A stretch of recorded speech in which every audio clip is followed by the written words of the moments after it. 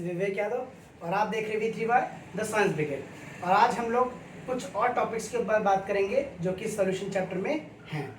अब तक कि हमने देखा था कि कंसंट्रेशन ऑफ द सॉल्यूट किन किन चीज़ों पे डिपेंड कर सकता है या उनको कैसे कैसे हम रिप्रेजेंट कर सकते हैं।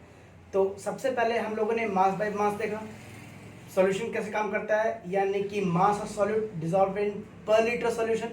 फिर हमने देखा था weight by weight, volume by volume. Volume by volume में दोनों ही फेज फ्लूइड के होंगे, चाहे आप लिक्विड को लिक्विड में डिजॉल्व कर लो, चाहे गैस को, चाहे इंटर एटॉमिक स्पेस, यानी कि आप लिक्विड को गैस में भी और गैस को लिक्विड में डिजॉल्व कर सकते हैं।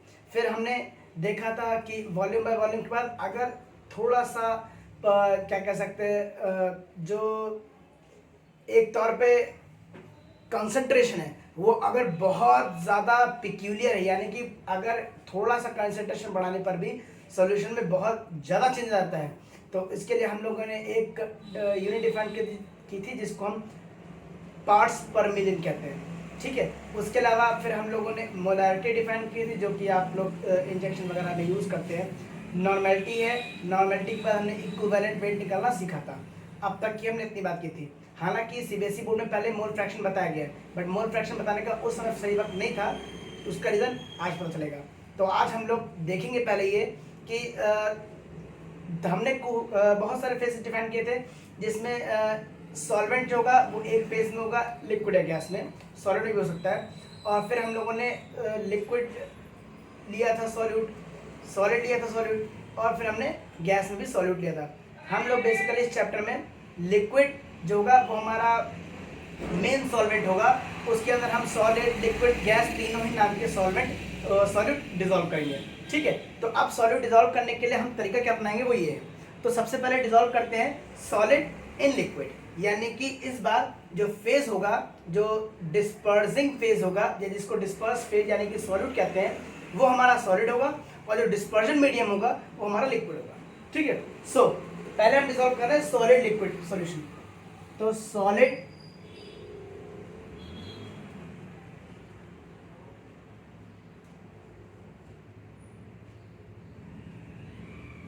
लिक्विड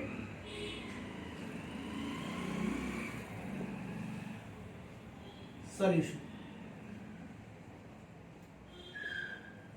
आपने ग्लूकोज को पानी में अवश्य घोला होगा, या चीनी जिसको कहते हैं, सोडियम क्लोराइड को भी घोला होगा, लेकिन आपको बता दें हर सॉलिड डिजॉल्व नहीं होता, हर सॉलिड लिक्विड में डिजॉल्व नहीं होता।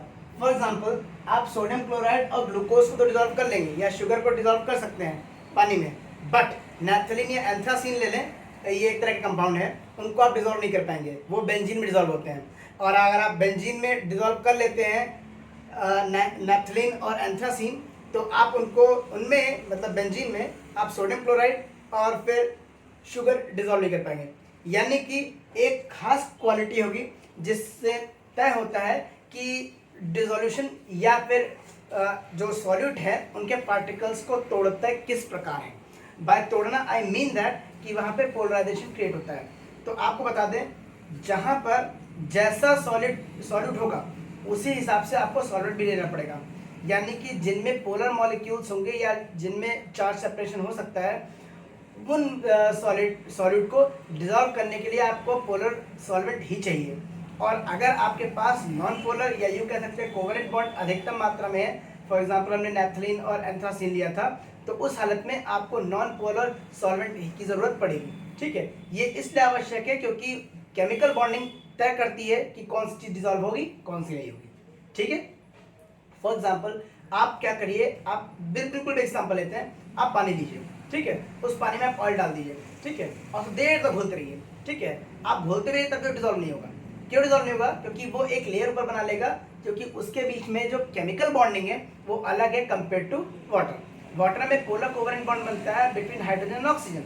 ठीक है, लेकिन जो आपका ऑयल है, जिसको बेसिकली ऑलिफिन्स या अनसैचुरेटेड हाइड्रोकार्बन्स कहते हैं, उनके बीच में कोवेलेंट बॉन्डिंग होती है। लेकिन एक बार बता दूं कि एज अ स्टैंडर्ड कार्बन और हाइड्रोजन के बीच में इलेक्ट्रोनेगेटिविटी डिफरेंस जो है वो नेग्लिजिबल या जीरो मान के चलते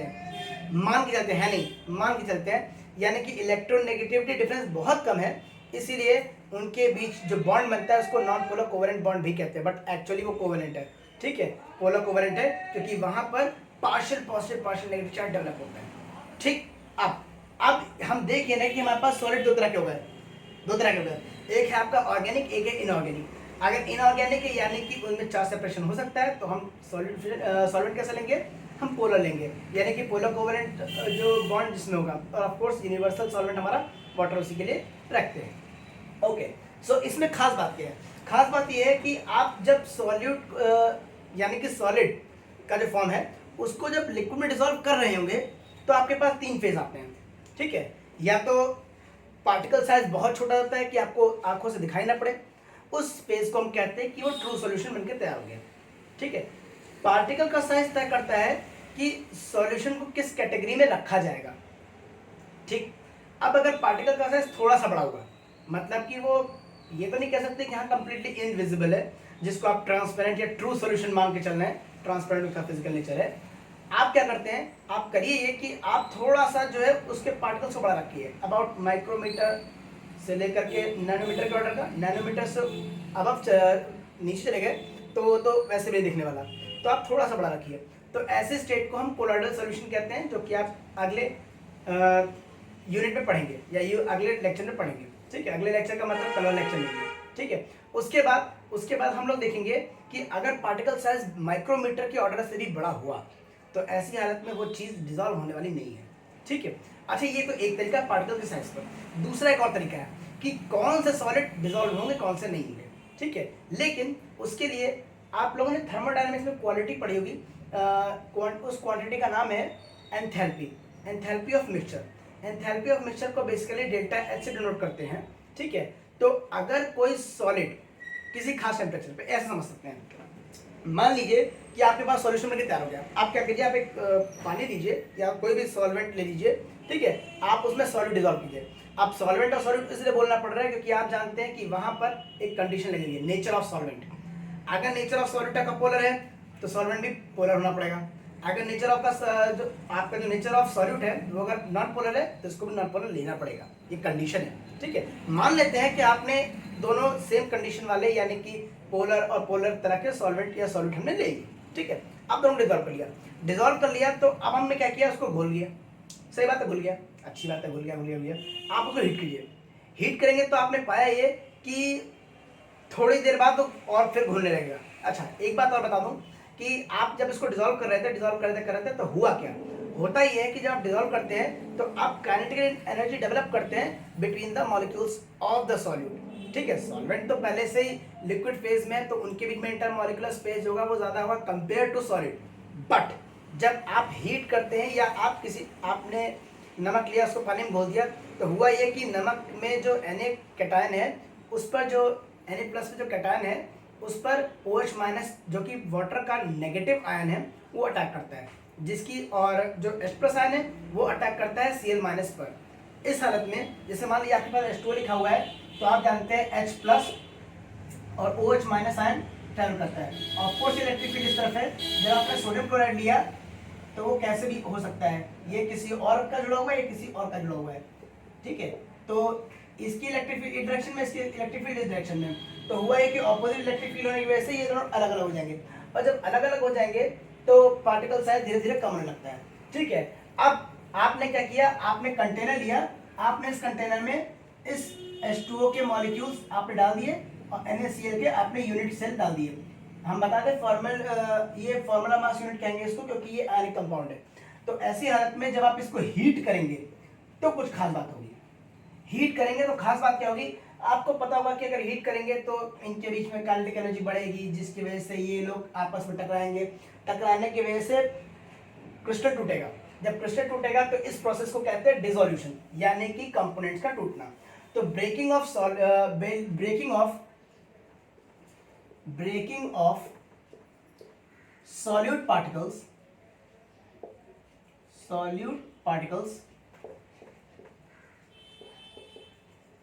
is called, इसको हम क्या कहते हैं, इसको हम कहते हैं डिसोल्यूशन, ठीक है। और ऐसी बात तो है नहीं कि ब्रेक होने के बाद फिर आ नहीं सकते, of course force of attraction हमेशा लगेगा। इसीलिए कह सकते हैं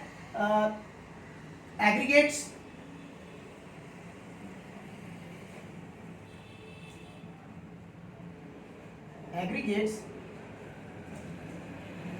फॉर्मेशन यानी कलेक्शन का फॉर्म होना ऑफ द सॉलिड पार्टिकल्स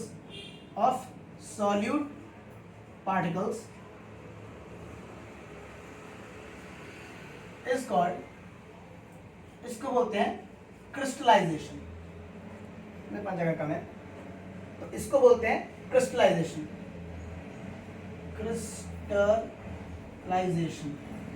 ठीक है। सो हुआ ये कि अगर आप स्टर करते हैं, आप चीनी लीजिए, आप उसको स्टर कर रहे हैं, तो स्टर करेंगे तो आप काइनेटिक एनर्जी प्रोवाइड कर रहे हैं to the molecules of sodium नहीं शुगर। और अगर आप हीट कर रहे हैं या फिर स्टर कर रहे हैं और आप एनर्जी प्रोवाइड कर रहे हैं to the formula units of sodium chloride unit cell, तो उसमें हुआ ये कि एनर्जी जब इनको सप्लाई हुई तो ये आपस में कोलाइड करेंगे, कोलाइड करने पर पार्टिकल्स आपस में टूटेंगे, टूटने की प्रोसेस को बोलते हैं डिसोल्यूशन। और जब टूट जाएंगे तो टूटे हुए पार्टिकल्स पे फिर फोर्स ऑफ अट्रैक्शन लगेगा, जिसकी वजह से फिर जुड़ने की कोशिश करेंगे। इस प्रोसेस को बोलते हैं क्रिस्टलाइजेशन। सॉल्यूशन जब सॉल्यूशन बनता है तो ये दोनों प्रोसेस यानी कि क्रिस्टलाइजेशन और डिसोल्यूशन ये दोनों ही होते हैं। अगर ये दोनों सेम रेट से होते हैं, अगर इन दोनों का रेट सेम होता है तो हम कहते हैं कि ये एक इक्विलिब्रियम मेंटेन कर चुके हैं, केमिकल इक्विलिब्रियम मेंटेन कर चुके हैं। और इस केमिकल इक्विलिब्रियम के मेंटेन होने की वजह से सॉल्यूशन तैयार होता है। अगर किसी भी तरह से यहाँ पर जो केमिकल इक्विलिब्रियम है वो भंग हो जाता है, टूट जाता है, तो हम कहेंगे कि वहां पर चीजें जो सॉल्यूशन होगा वो इम्बैलेंस हो जाएगा। फॉर एग्जांपल, आपने अभी क्या किया था, अभी आपने एक आपने वाटर मॉलिक्यूल्स का सेट लिया था जिसमें आपने एक फॉर्मूला मास यूनिट या यूं कह सकते हैं फॉर्मूला यूनिट ऑफ NaCl डाला था। जब ये गैस मॉलिक्यूल्स को आपने हीट अप किया था तो हुआ ये था कि इसको काइनेटिक एनर्जी थी, इसकी वजह से हीट अप हुआ था। तो आप जानते हैं कि होगा यहाँ पे ये कि ये मॉलिक्यूल्स टूटेंगे तो एज प्रैक्टिकल व्यू आप देखेंगे कि जो सॉल्युबिलिटी है, एक और ये टर्म है जिसको भी हम डिस्कस करेंगे, सॉल्युबिलिटी जो है वो इंक्रीज कर जाएगी विद रिस्पेक्ट टू टेम्परेचर। आप किसी भी चीज को स्टर करने के बाद होगा ये कि वो एक समय बाद डिसॉल्व होना बंद हो जाएगी, यानी कि पार्टिकल्स ब्रेक नहीं हो पाएंगे, क्योंकि जो ब्रेक्ड पार्टिकल्स हैं, जो ब्रोकन पार्टिकल्स हैं, वो जाएं कहाँ पर, क्योंकि सॉल्वेंट में मॉलिक्यूल्स के बीच में जगह हमने कहा कि इंटरमॉलिक्यूलर डिस्टेंस होती है, लेकिन हमने ये नहीं कहा कि बहुत फार होती है, बहुत कम होती है। तो अगर उन बीच में जाकर के सॉलिड के पार्टिकल्स भर जाएंगे तो वहां पर तो वैकेंसी भर गई। अब उसके बाद अगर भर गई तो फिर ये चीजें कहाँ जाएंगी, और जो आप डाल रहे हैं, सॉलिड डाले जा रहे हैं, वो कहाँ जाएगा। तो ऐसी हालत में आपको जगह जबरदस्ती बनानी पड़ती है। जबरदस्ती बनाने के लिए आप उसको हीट कर दीजिए, जगह बन जाएगी, क्योंकि काइनेटिक एनर्जी बढ़ गई ना। जब काइनेटिक एनर्जी बढ़ जाएगी बिटवीन द मॉलिक्यूल्स तो स्पेसिंग बढ़ जाएगी, और जब स्पेसिंग बढ़ जाएगी तो सॉलिड पार्टिकल्स और आ सकते हैं। इसका मतलब ये हुआ कि सैचुरेटेड सॉल्यूशन जो एक स्टेट है जहां पर सॉलिड पार्टिकल्स फर्दर डिसॉल्व नहीं हो सकते, उनके लिए काम करता है ये टेम्परेचर कोफिशिएंट। यानी कि अगर टेम्परेचर बढ़ाएंगे तो सॉल्युबिलिटी बढ़नी चाहिए, बट यहां पर एक कंडीशन है। बट कंडीशन से पहले हम बता दें सॉल्युबिलिटी की डेफिनेशन क्या है। सो देखिए सॉल्युबिलिटी की definition,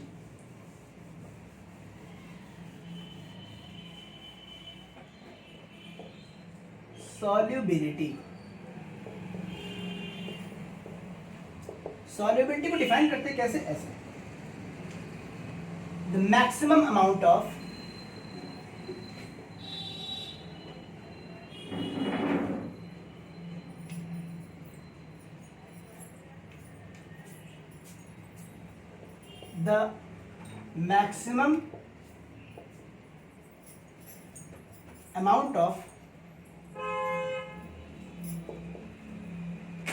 solute particles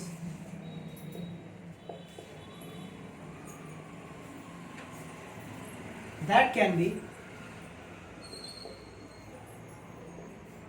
dissolved in a solution या in a definite concentration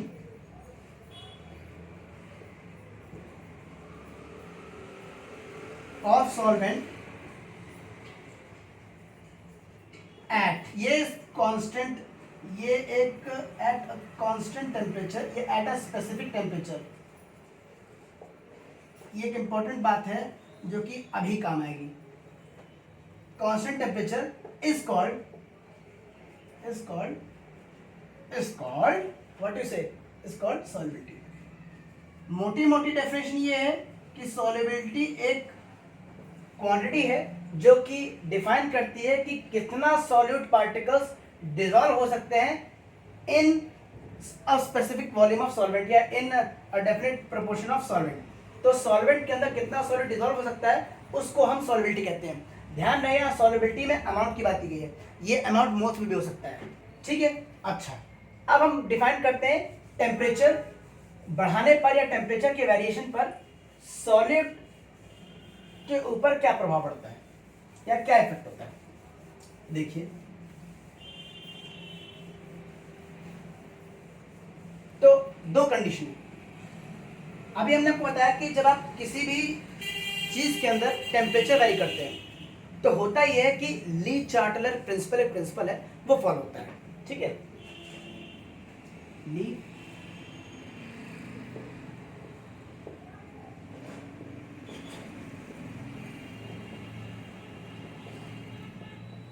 इसे कभी कभी लॉ ऑफ इक्विलिब्रियम भी कहते हैं। ये कहता क्या है अकॉर्डिंग टू दिस लॉ, ये कहता है ये if there is any change in thermodynamic variables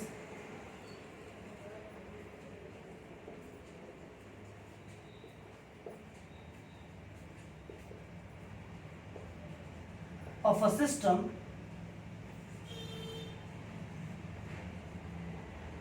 then the equilibrium of the system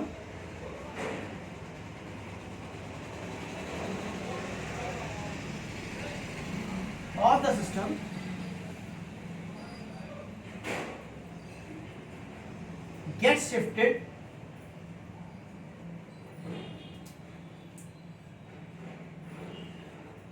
to that side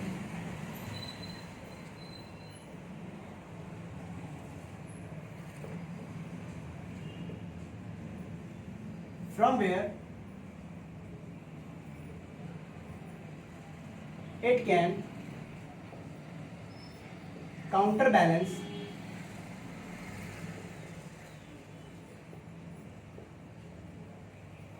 the effect of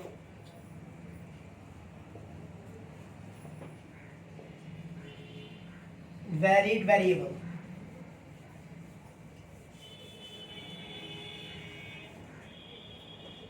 Effect of varied variable अभी समझते हैं। ओके, सो यहाँ पर ये कहा जा रहा है कि मान लीजिए आपके पास कोई सिस्टम है,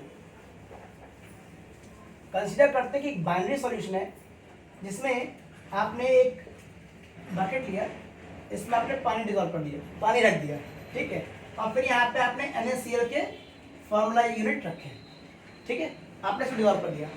अब आप अगर टेम्परेचर बढ़ाएंगे, आपने टेम्परेचर बढ़ाया तो होगा ये कि इसके अंदर हीट जाएगा, काइनेटिक एनर्जी जाएगा, ओके, जा रहा है। तो कह रहे हैं कि आपने इसके कुछ थर्मोडायनेमिक वेरिएबल्स हैं, थर्मोडायनेमिक वेरिएबल्स आपको स्टेट वेरिएबल्स उनको कहते हैं, वो आपने क्लास 11 में पढ़ा होगा कि थर्मोडायनेमिक वेरिएबल्स वो वेरिएबल्स होते हैं जो कि किसी भी सिस्टम का स्टेट को डिफाइन करते हैं। बेसिकली इन वेरिएबल्स में जो आते हैं वो आते हैं pressure, volume, temperature and amount, ठीक है। तो इन वेरिएबल्स में से किसी भी एक वेरिएबल में अगर आप चेंज करते हैं तो सिस्टम उस तरफ चला जाएगा जहां पर इस इफेक्ट को नेग्लेक्ट या खत्म किया जा सके। यानी कि अगर मान लीजिए कि आप सिस्टम फॉरवर्ड डायरेक्शन में जा रहा है, यानी कि आपने डिजोल्व किया और चलता गया, ठीक है। अब डिसोल्यूशन यहाँ पर आके स्टॉप हो गया, ठीक है। तो आपने टेम्परेचर बढ़ा दिया, तो अब इक्विलिब्रियम उस स्टेट में चला जाएगा ताकि ये जो रुका हुआ पार्ट है वो घूम जाए, यानी कि ये रुका हुआ जो पार्ट है, जो बाउंड्री है जहां से सॉल्यूशन अब बनना बंद हो गया है, ये बाउंड्री खत्म हो जाए। तो इसके करने के लिए क्या किया, उसने जगह खोल दी। जब इंटरमोलिकुलर डिस्टेंस बढ़ गई तो क्या हुआ कि ये वापस क्या हो गया, वो सॉल्यूशन बनने लगा। यानी कि ये पूरा इनिशियल स्टेट में नहीं जाएगा, ये पूरा इनिशियल स्टेट में नहीं जाएगा, बट थोड़ा सा वेरिएशन होगा, जिसकी वजह से होगा क्या कि ये कुछ और जगह क्रिएट करेगा, कुछ और जगह ऐसी क्रिएट करेगा जहां पे सॉलिड के पार्टिकल्स भर सके, और भरने के बाद ये इक्विलिब्रियम स्थापित कर ले। जब तक कि जो आपका डिसोल्यूशन है और जो क्रिस्टलाइजेशन है, इन दोनों का रेट सेम चलेगा, अगर दोनों इक्वल रेट चलेंगे तो वहां पर सॉल्यूशन बनेगा, और अगर ऐसा नहीं है तो कुछ ना कुछ चेंज करना पड़ेगा, जैसे कि हमने यहाँ पे देखा। लेकिन ये चेंज भी कभी कभी तक काम करता है, ये हमेशा काम नहीं करता है। ये नहीं कि आप एक जो है 15 ml पानी लो, उसमें 1 किलो चीनी घोल दो, फिर भी जो आप उसको हीट करते रहो, कह दो कि हमने तो 1 टन चीनी घोली, ऐसा नहीं है, ठीक है। इसके लिए क्या होता है, इसकी स्टेट होती है। भाई देखिए, आप जिस चीज़ को डिसॉल्व कर रहे हैं वो तो आपके पार्टिकल्स का साइज फिक्स होगा, करेक्ट है, लेकिन इनमें जो आपका लिक्विड मॉलिक्यूल्स है उनका भी साइज फिक्स होगा, मैटर कितने भी छोटे क्यों ना, लेकिन साइज तो फिक्स होगा ना। तो जब आप हीट करते हैं तो उनकी भी जगह बढ़ती है, लेकिन वो जगह भी तो एक समय तक ही बढ़ेगी, उसके बाद ये बढ़ना बंद जाएगी, और जब ये बढ़ना जगह बंद हो जाएगी तो आप कहते हैं ऐसे सॉल्यूशन को सुपर सैचुरेटेड सॉल्यूशन कहते हैं। यानी कि अगर आप हीट करेंगे तो दोबारा वो सॉल्यूशन नहीं बन पाएगा, क्योंकि और सॉलिड फर्दर डिसॉल्व नहीं हो सकता। ओके, अच्छा, फिर बात करते हैं प्रेशर की। क्या प्रेशर बढ़ाने पर कोई इफेक्ट पड़ता है? तो आंसर नहीं, जी नहीं। प्रेशर बढ़ाने पर कोई भी चेंज नहीं होता है सॉलिड लिक्विड सॉल्यूशन में, क्योंकि चाहे आप सॉलिड ले लो चाहे आप लिक्विड ले लो, दोनों ही जो होते हैं वो इनकम्प्रेसिबल हैं, इसलिए उन पर कोई भी प्रभाव नहीं पड़ता है। लेकिन टेम्परेचर बढ़ाने पर एक कंडीशन है कि अगर इंथैल्पी पॉजिटिव है, यानी कि अगर ये रिएक्शन एंडोथर्मिक है, एंडोथर्मिक मतलब हीट अंदर आ रही है, ये आपने सब एनालाइज किया होगा, एंडोथर्मिक है, ठीक है। तो ऐसी हालत में जो सॉल्युबिलिटी होगी वो इंक्रीज करेगी इफ टेम्परेचर इज इंक्रीज्ड। यानी कि अगर किसी सॉलिड लिक्विड सॉल्यूशन में आप हीट दे रहे हैं और वो जो रिएक्शन है, ये कह सकते हैं कि वो जो एक्शन है उसका, अगर वो इंथैल्पी ज़्यादा हो रही, पॉजिटिव हो रही है, यानी कि आप हीट करने पर वो हीट अपने अंदर ले रहा है, एंडोथर्मिक रिएक्शन है, तो ऐसी हालत में आप कहेंगे सॉल्युबिलिटी इंक्रीज हो रही है, क्योंकि हीट अंदर लेंगे तभी तो जगह क्रिएट होगी, करेक्ट है। अगर ये एक नेगेटिव क्वांटिटी आती है, यानी कि रिएक्शन एक्सोथर्मिक है, यानी कि अगर आप कोई ऐसा सॉल्यूशन बना रहे हो जिसमें हीट बाहर निकल रही है, जब हीट बाहर निकलेगी तो इंटरमॉलिक्यूलर डिस्टेंस क्या हो जाएगी, कम हो जाएगी। भाई हीट बाहर निकल गई तो काइनेटिक एनर्जी नहीं रही, और जब काइनेटिक एनर्जी नहीं रही तो डिस्टेंस कम हो गई, और डिस्टेंस कम हो गई तो जगह कम हो गई, जगह कम हो गई, सॉल्युबिलिटी डिक्रीज कर गई। यानी कि सॉल्युबिलिटी डिक्रीज करेगी अगर टेम्परेचर को इंक्रीज कर दिया जाए, ठीक है। ये सब बातें आपको सॉलिड लिक्विड सॉल्यूशन में समझने को आएंगी, ठीक है। ये दो कंडीशन है, delta H for mixing and delta H for mixing. अगर ये पॉजिटिव क्वांटिटी होगी तो एंडोथर्मिक रिएक्शन, और अगर ये नेगेटिव क्वांटिटी होगी तो ये एक्सोथर्मिक रिएक्शन होगी, ठीक है। ओके,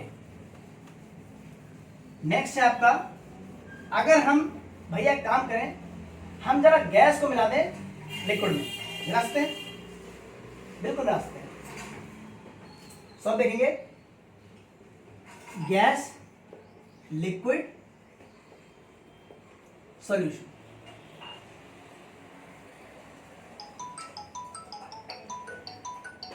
अगर हम एक गैस को में लिक्विड मिला दे रहे हैं, ठीक है, तो होगा क्या? होगा ये कि मान लीजिए आपके पास एक बकेट है, इसमें आपने पानी है, ठीक है, बहुत सारा पानी है।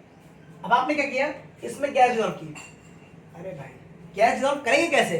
क्योंकि गैस का तो नेचर कैसा है कि वो फ्रीली स्पेस ऑक्यूपाई कर सकती है। तो अब कंडीशन आ जाएगी।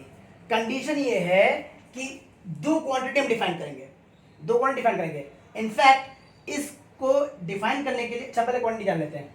तो डिफाइन करेंगे, सबसे पहला है उसको बोलते हैं हम प्रेशर। ठीक है, प्रेशर अप्लाई करेंगे। अगर आप प्रेशर अप्लाई नहीं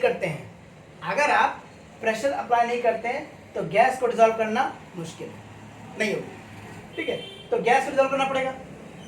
अगर आपको सॉल्युबिलिटी जाननी है, अभी हमने सॉल्युबिलिटी की डेफिनेशन लिखी तो क्या लिखी थी द अमाउंट ऑफ सॉल्यूट।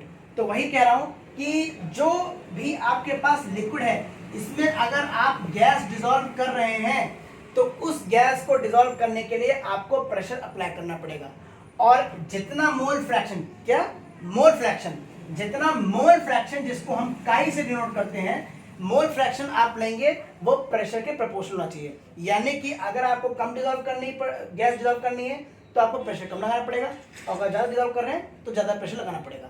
अगर एक्सटर्नल प्रेशर नहीं लगाया गया तो उस समय मोल फ्रैक्शन आपका डिसॉल्व नहीं हो पाएगा, कोई तरीका नहीं है। ठीक है, तो हम कह रहे हैं इस लॉ को देने वाले साइंटिस्ट का नाम था हेनरी, इसीलिए हम हेनरीज लॉ समझने की कोशिश करते हैं। Henry's law,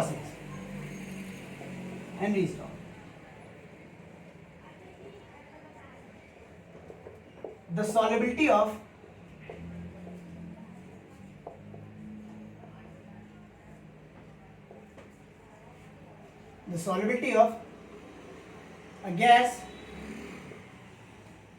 varies linearly proportional to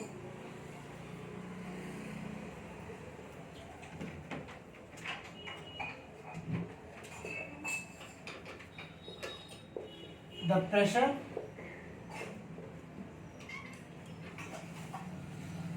applied to the solution। ठीक है, यानी कि अगर आपको प्रेशर जो है वो मोल फ्रैक्शन के डायरेक्टली प्रोपोर्शनल होगा, और जब भी आप प्रोपोर्शनलिटी हटाते हैं तो एक कांस्टेंट यूज कर सकते हैं। तो यहाँ पे जो कांस्टेंट होता है वो होता है KH, जिसको हम हेनरीज कांस्टेंट कहते हैं। ध्यान रहे, अगर प्रोपोर्शनलिटी कांस्टेंट अगर लिख देते हैं,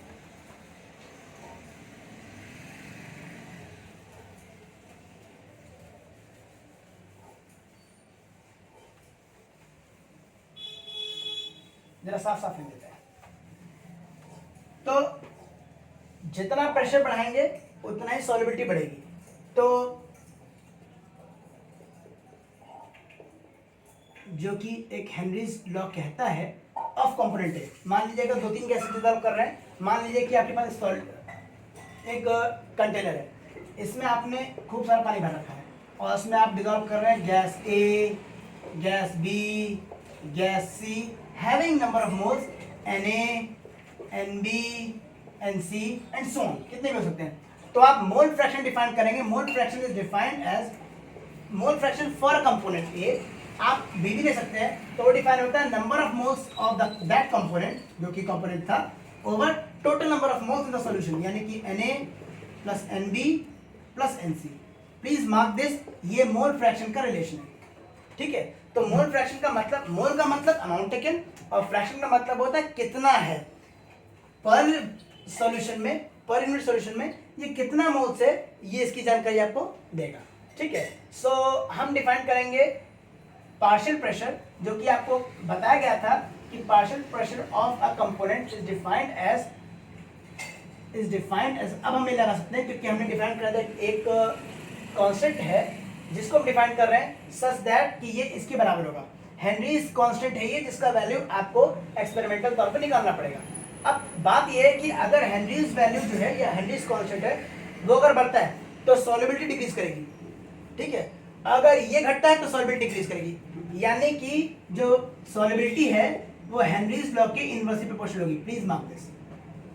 ठीक है, ऑफ कोर्स इस पर एक एक्सपेरिमेंट भी किया गया था, जो कि एक्सपेरिमेंट किया था HCl गैस पर, और जिसको हाइड्रोजन क्लोराइड गैस कहते हैं। ऑफ कोर्स इसको प्रेशर लगा करके लिक्विड में कन्वर्ट कर सकते हैं, लेकिन ये डिफाइन किया गया था, मोटी मोटी बातें बता रहा हूँ आपको, वो ये कि आप एक तरफ लिख लीजिए मोल फ्रैक्शन, ठीक है, ऑफ HCl, और एक तरफ लिख लीजिए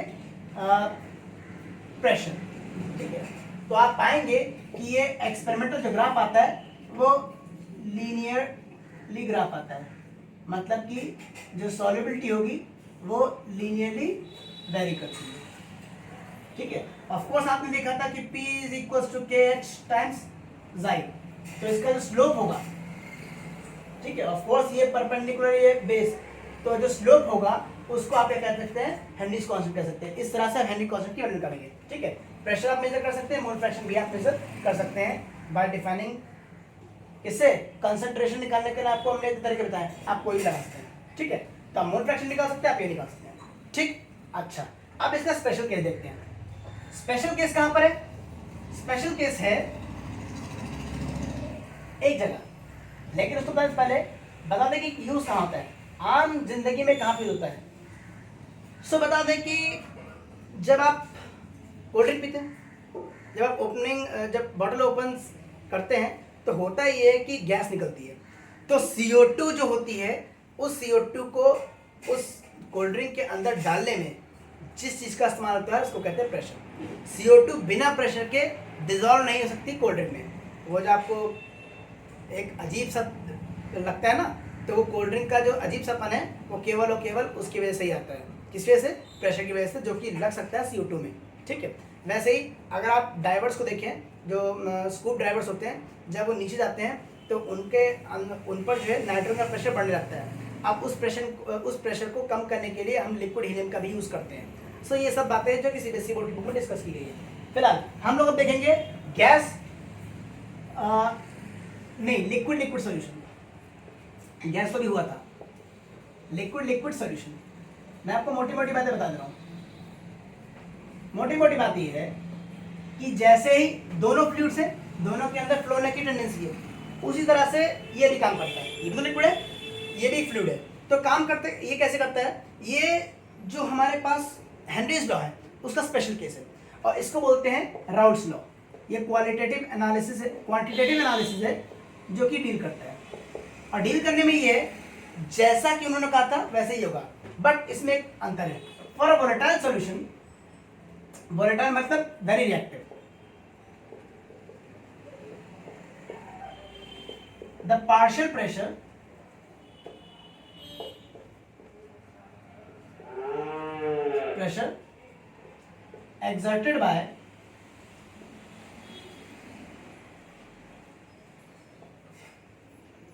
exerted by a component of course liquid जब आप मिलाएंगे तो बहुत सारे लिक्विड आप में मिला सकते हैं, तो एक कंपोनेंट की बात कर रहे हैं। exerted by liquid is proportional to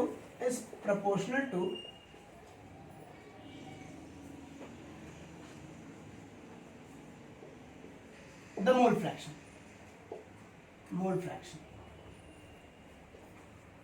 ठीक है। और ये स्पेशल केस क्यों है वो अब बताएंगे। पहले डेफिनेशन समझ लेते हैं कि एक वोलेटाइल अगर आप सॉल्यूशन लें, यानी कि आप एक पानी का सॉल्यूशन लें और उसमें आप दूध भी मिला दें, जूस भी मिला दें, या कुछ भी मिला दें, ठीक है, कोल्ड ड्रिंक मिला दें, तो आप कह क्या रहे हैं कि आपने एक सॉल्यूशन बना के तैयार कर लिया। अगर वो सॉल्यूशन वोलेटाइल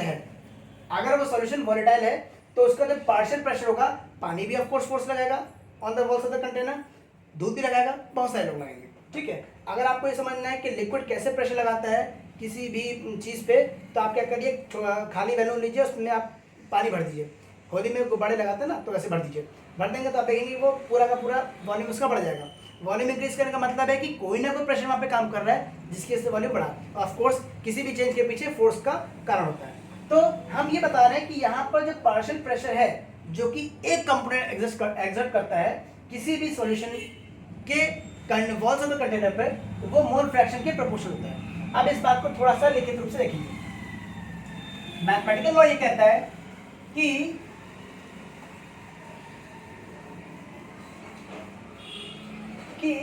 अगर आपके पास partial pressure of component A है, वो प्रोपोर्शनल होगा मोल फ्रैक्शन ऑफ ए, ये तो अभी हेनरीज लॉ में पढ़ गए थे, बट एक अंतर है। हेनरीज लॉ लगता है जब गैस लिक्विड में मिला देते हैं, और ये लगता है लिक्विड लिक्विड में। ये पहला अंतर है। एक अंतर और है, और वो अंतर ये है कि जो पार्शियल प्रेशर होगा ऑफ कंपोनेंट ए, ये इक्वल होगा of partial pressure of the component A in pure form. ये क्या है? Partial pressure of component A in pure form. यानी कि अगर मैं सारे कंपोनेंट डालूं तो उस समय जो ए कंपोनेंट यानी कि एक कोई लिक्विड जो प्रेशर लगा रहा होगा on the wall of the container, वो टाइम्स द मोल फ्रैक्शन। और यही इसका स्पेशल केस बनता है। यानी कि अगर इफ आप KH की जगह partial pressure of the component A in the pure form रख दें तो राउल्ट्स लॉ कन्वर्ट हो जाता है किसमें? हेनरीज लॉ में। ठीक है, ये दोनों में अंतर है। ठीक है, इसके बाद हम लोग डील करेंगे आइडियल सॉल्यूशन, जहां पर हेनरीज लॉ और चार्ल्स जो आपका राउल्ट्स लॉ है ये स्ट्रिक्टली फॉलो होते हैं। अगर फॉलो नहीं होंगे तो कोई डेविएशन होगा, डेविएशन होगा तो आप कुछ और देखेंगे। ठीक है, लेकिन इसको एक तरह से और कर सकते हैं। करने का तरीका ये है, मान लीजिए कि आपके पास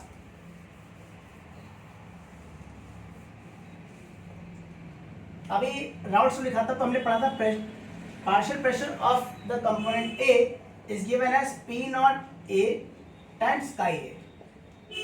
अगर दूसरा लिखे PB equals to P not B chi B।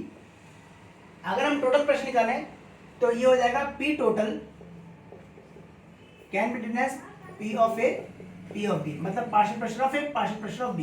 ठीक है, तो P टोटल इक्वल्स टू अच्छा, इन मोल फ्रैक्शन को अगर आप जोड़ेंगे तो टोटल मोल फ्रैक्शन कितना आता है? 1 आता है। ठीक है, okay.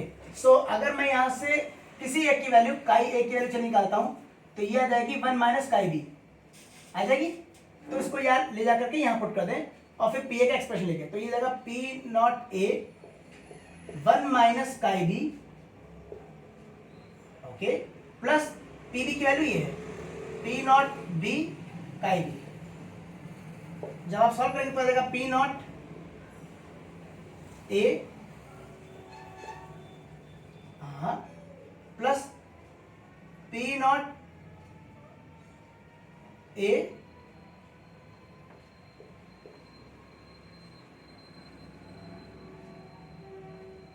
Minus chi B plus P not B chi B. और आप इसको फर्दर लिख सकते हैं P not A plus chi B, और ये हो गया आपका P not B minus P not A in the purest form. ठीक है, तो आप देख रहे हैं कि जो P टोटल है या टोटल पार्शियल प्रेशर है या जो टोटल प्रेशर है ऑफ द सॉल्यूशन वो इस फॉर्म में भी रिप्रेजेंट किया जाता है। यहाँ पर आप देख रहे हैं कि ये इन दोनों के डिफरेंस के प्रोपोर्शनल है। ठीक है, ऑफ कोर्स ये प्रोपोर्शनली कांस्टेंट रखा हुआ है। ओके, सो ये कुछ बातें थी जो को आपको बताई जा रही हैं, और वो इसलिए बताई जा रही हैं कि इन केस अगर आपके पास कोई बाइनरी सॉल्यूशन है तो उसको हम अगर एक बार आपको कोई पार्शियल प्रेशर दिया गया of A component of B component तो आपको इस प्रकार से वर्कआउट कर सकते हैं। तो एक सिंपलेस्ट रिलेशन के थ्रू आप टोटल पार्शियल प्रेशर निकाल सकते हैं without calculating all this calculation. ठीक है, तो उसके बाद हम लोग आइडियल सॉल्यूशन फिर नॉन आइडियल सॉल्यूशन के बारे में चर्चा करेंगे, लेकिन वो आज नहीं, वो अगले लेक्चर में। तब तक के लिए इतना ही। देखते रहिए V3Y द साइंस ब्रिगेड। तब तक के लिए धन्यवाद।